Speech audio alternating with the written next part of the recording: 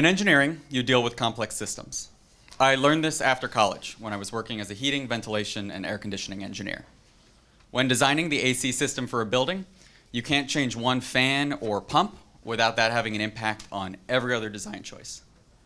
The other thing I learned is that even the most cutting-edge green building today typically still uses fossil fuels for heating. In US homes, 60% of energy use goes to space and water heating. So we can get to 100% renewable energy, but if we're still burning gas and oil to heat, we will have done less than half the work of eliminating household emissions.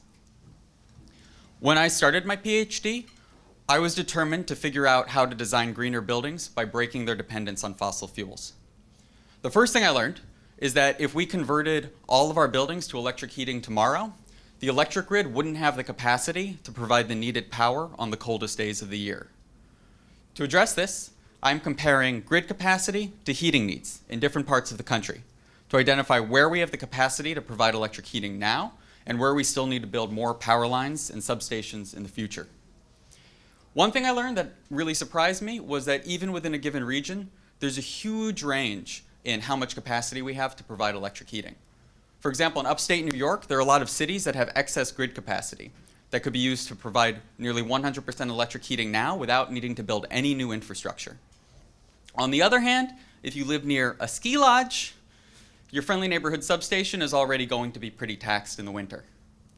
Now, knowing when and where it is most efficient to promote electric heating is really only useful if individuals actually have the incentive to make the switch. So in addition to my work in the engineering school, I am privileged to be collaborating with an economist in the School of International and Public Affairs. We are working together to develop new utility business models that can lower the cost of electric heating without placing an undue burden on other customers. In engineering, you deal with complex systems.